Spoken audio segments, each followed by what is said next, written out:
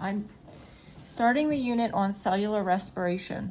Cellular respiration is the chemical process in which oxygen is used to make energy, which is ATP, from sugars, which is glucose. 1. Plants make oxygen and glucose, C6H12O6, through a process called photosynthesis. 2. Plants also need to perform cellular respiration, which mainly occurs in the mitochondria. They need to do this because they need ATP to perform the work of growing. So plants perform photosynthesis via the chloroplast and cellular respiration via mainly in the mitochondria. Chloroplasts produce glucose, and mitochondria metabolize glucose into ATP for growth. Animals, fungus, certain protists can only perform cellular respiration. They have no chloroplasts in their cells to make their own food. Because plants can produce glucose from the visible light spectrum of the sun, they are called autotrophs or producers.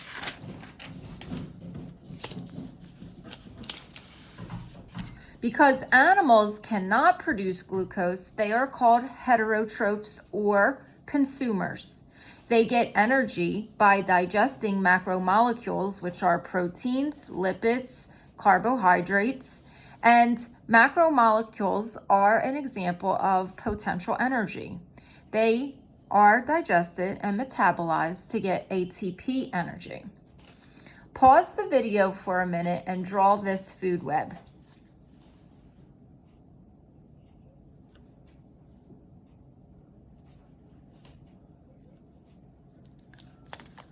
Okay, in the food web, you have to identify the autotrophs and the heterotrophs. The autotrophs are the producers. So you have 3 plants that are autotrophs. Three plants, plant 1, plant 2, and plant 3. So label autotrophs. All the plants make the food. They are autotrophs. Now, the heterotrophs are the consumers. They don't have the ability to produce glucose, so they have to consume macromolecules. So that would be the butterfly is a heterotroph. The falcon, heterotroph. The mouse, heterotroph. The cricket, hetero. The snake, heterotroph. The wolf, heterotroph. And the deer, another name for heterotroph, is a consumer. Okay, now, you also have to draw the arrows pointing. These are just lines, but you have to add arrows, and the arrows have to point in the right directions to show the flow of energy. So the energy comes from the sun, and the arrowhead goes in this direction, implying that energy flows from the sun into these plants. Okay, so you're adding arrows. Then the flow of energy goes from the plants into the butterfly, into the mouse, and the mouse is getting fed by all 3 plants. The butterfly can only eat plant 2. The cricket is getting fed from plant 1 and 3, and the energy from the mouse is going into the falcon, and because the falcon ate the mouse, and the wolf can also eat mice, so the energy flow goes from the mouse into the wolf, and then from the mouse to the snake, and deer eat plants. So that arrow shows the energy flow from the plant into the deer. So the arrow shows the flow of energy.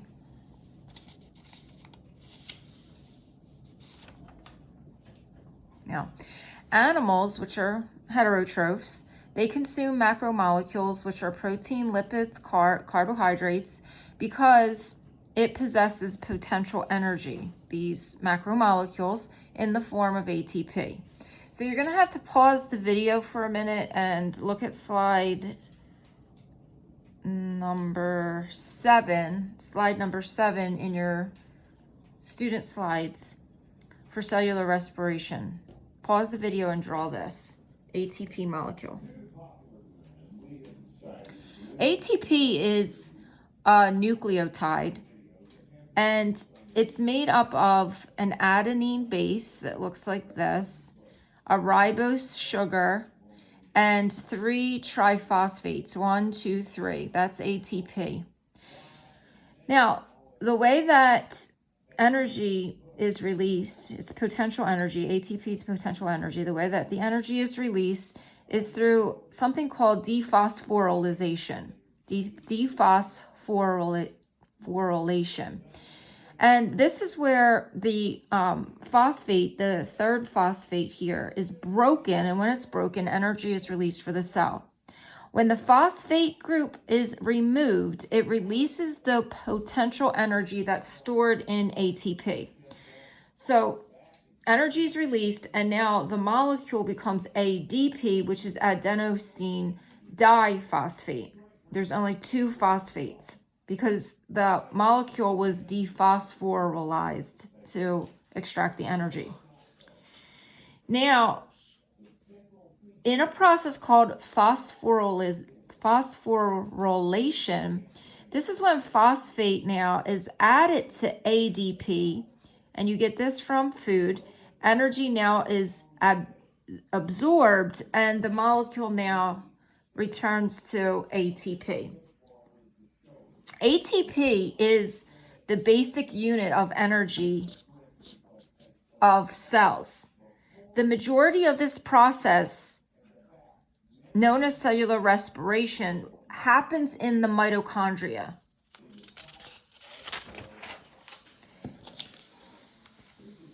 Now, ADP versus ATP, the role of these 2 molecules played in cellular respiration. So ADP is the uncharged or the dephosphorylated energy molecule of cells. It can be converted back to ATP in cellular respiration.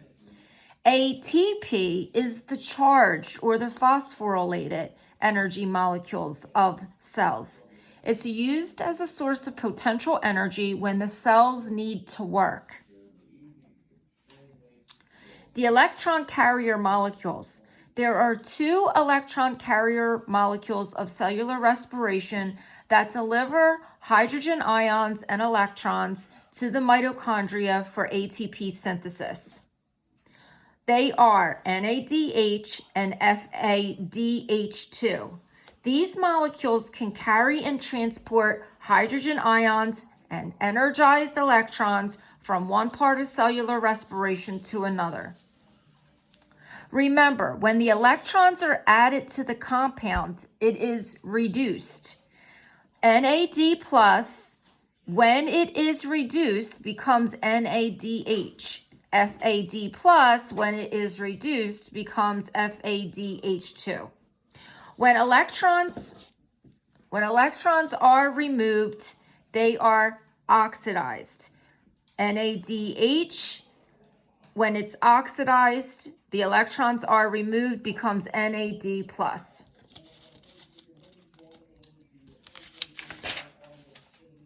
Remember, Leo the lion says grr.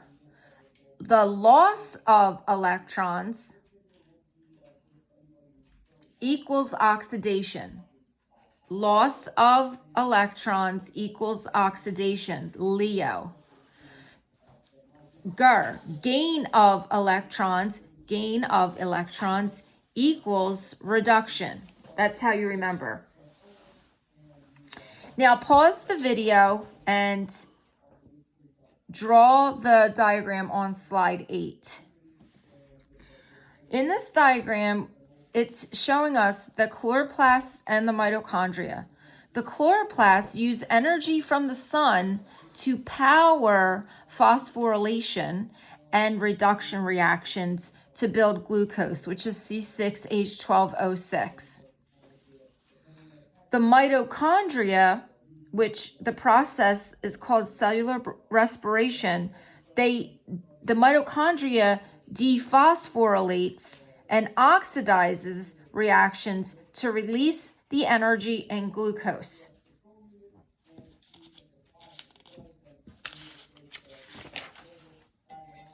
The first stage in cellular respiration, which is breaking the glucose, is called glycolysis. Glycolysis splits glucose. It phosphorylates ATP and it reduces NAD+. Here are more points. This stage is anaerobic, meaning that oxygen is not required. The glycolysis reaction occurs in the absence of oxygen. Glycolysis occurs under oxygen deficient conditions, no oxygen needed. It's the only part of cellular respiration that does not need oxygen. It's also the only stage in cellular respiration that occurs in the cytosol. It does not happen in the mitochondria. Glycolysis does not happen in the mitochondria. It happens in the cytosol, and no organelles are needed for this stage. This occurs because glycolysis can happen in both the prokaryotic and eukaryotic cell. Prokaryotic is bacteria. Eukaryotic is everything else, fungus, animal protists, and so on, plants. Pause the video now, look at slide 10, and draw a basic cell structure. Okay, in this cell structure, you have the nucleus, a vacuole, the endoplasmic reticulum, the Golgi apparatus, like lysosome. I want to draw your attention to glycolysis is happening in the cytosol, which is the fluid-like portion that's surrounding the organelles. Now, the rest of cellular respiration, glycolysis is just one part.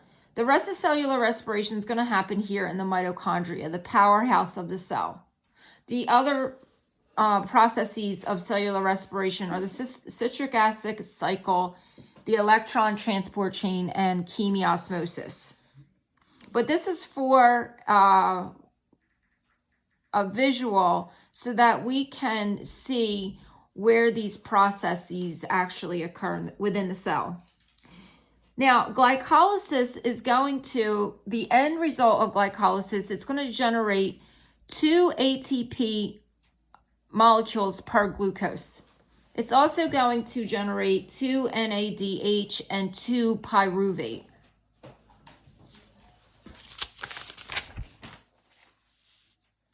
So the net changes of glycolysis are the glucose will get broken, will split apart and form 2G3P, and that further converts to 2 pyruvate. 2 ADP is phosphorylized to 2 ATP, and 2 NAD plus is reduced to 2 NADH. After glycolysis is done, the pyruvate now, which is the end product here, will enter the mitochondria.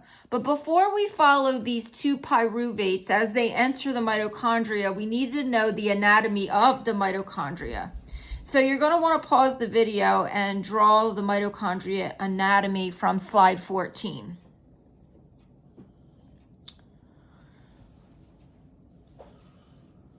Okay, in slide 14, we have the matrix, we have DNA inside the mitochondria, we have ribosomes, we have cristae, which are membranes, these folded membranes that increase the surface area. inside is the middle here is the matrix. It's where the oxidative reaction occurs in the matrix. We have our outer membrane here and an inner membrane here. These are the parts or the stages of cellular respiration. The first is glycolysis. It's anaerobic, meaning there's no oxygen needed. The second stage is called acetyl-CoA formation. The third stage is the citric acid cycle. This is an aerobic stage, meaning this stage absolutely needs oxygen. The fourth stage of cellular respiration is chemiosmosis and the electron transport chain. Also is an aerobic reaction needing oxygen. Now, again, in glycolysis, which happens in the cytosol, glucose is split into 2G3P and then converted into pyruvate. This is all happening in the cytosol. The next stage, in the acetyl-CoA formation stage, the pyruvate, which is also known as pyruvic acid, enters the mitochondria through a protein carrier. Here's the pyruvic acid, and here's your protein carrier right here. You might want to pause the video and draw this stage, acetyl-CoA formation, from slide 16. Now, what happens is the pyruvic acid enters via the protein carrier, and immediately carbon dioxide is released. NAD plus is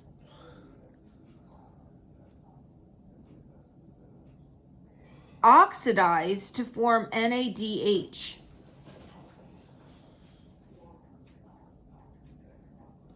Sorry, reduced. Gain of electrons is reduction. NAD plus is reduced to NADH.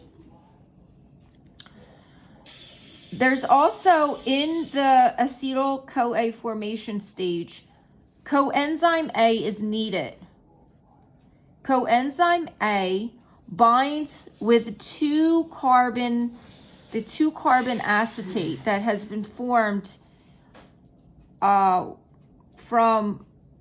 pyruvate losing a carbon via carbon dioxide, and it turns it into a 2-carbon acetate. Well, coenzyme A is going to bind with that 2-carbon acetate, and it forms acetyl-CoA.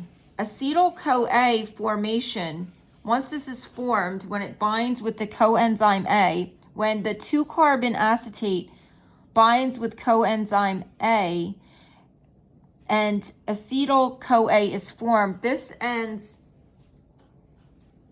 this stage, the acetyl-CoA formation stage.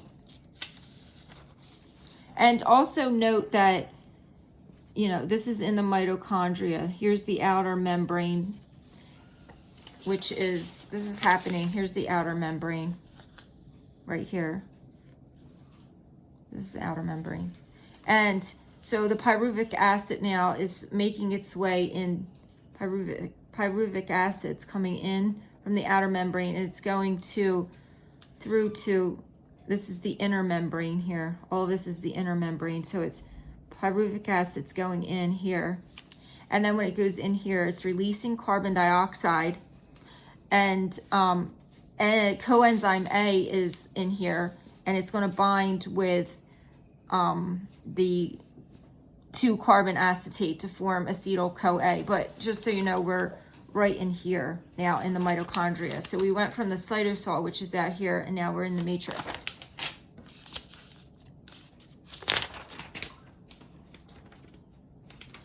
Okay, so the citric acid cycle is the next stage. The citric acid cycle occurs in the matrix of the mitochondria.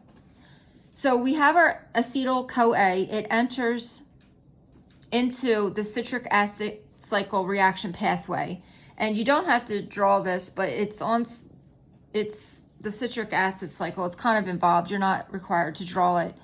But when acetyl-CoA enters this reaction pathway through a bunch of chemical reactions, what comes out of the citric acid cycle is 4 carbon dioxides, 8 NADH, 2 ATP, and 2 FADH2. That ends the citric acid cycle, and then your next stage is the chemiosmosis, the electron transport chain. So you're going to want to pause the video. It's the last drawing. You're going to have to draw slide 19. Okay, so first acquaint yourself with where we are. We're in the inner mitochondrial membrane, and we have our phospholipid bilayer. That's what these red things are. You have your hydrophilic heads and your hydrophobic fatty acid tails, and this is all in here, it's the inner mitochondrial membrane, so it's all happening in here. This is the last stage of cellular respiration. It's called chemiosmosis and the electron transport chain. So these are proteins, these things here, these are all proteins. And the first thing that happens is that NADH is now oxidized into NAD+. So oxidize is the loss of the electron, is oxidation. So we have these hydrogen ions now that are being fed through this protein, and we're going to have a buildup of hydrogen ions on this side of the inner mitochondrial membrane. We also have FADH2 is being, the loss of electrons is oxidized. So this is being oxidized to turn into FAD plus, and these hydrogen ions that are over here are coming up through this protein channel. And we're just getting a lot of hydrogen ion buildup on this side of the inner mitochondrial membrane. Here's another protein channel that's bringing up the hydrogen ions. And it builds up to a point where it now is going through ATP synthase over here. This is chemiosmosis. ATP synthase is when these hydrogen ions now go through this process, and there's ADP that now, because these hydrogen ions are coming through, is now able to be phosphorylated into ATP. So this is chemiosmosis, where the hydrogen ions are going through ATP synthase, and this is basically the production of ATP energy. ADP is getting a phosphate added to it. It's phosphorylized. And the hydrogen ions that flow through the ATP synthase allow this to cause 32 ATP to be generated by the time this is done, and water is formed in this process. So that's chemiosmosis, where hydrogen ions are involved in this process. Now, the electron transport chain, you have to follow this green line here. The electron transport chain, there's electrons from NADH and FADH2 that are passing through a series of proteins. So if you follow this green line, these are electrons that are going through these proteins. And this is what this green line is, the electron transport chain. And the electrons, if you follow the green line, here they are here, they will combine, the electrons will combine with oxygen and these hydrogen ions, and it forms water. So the end product of chemiosmosis and the this is chemiosmosis over here, and this is the electron transport chain. The electron transport chain produces the water, and through chemiosmosis, you're getting 32 ATP that's being generated in cellular respiration.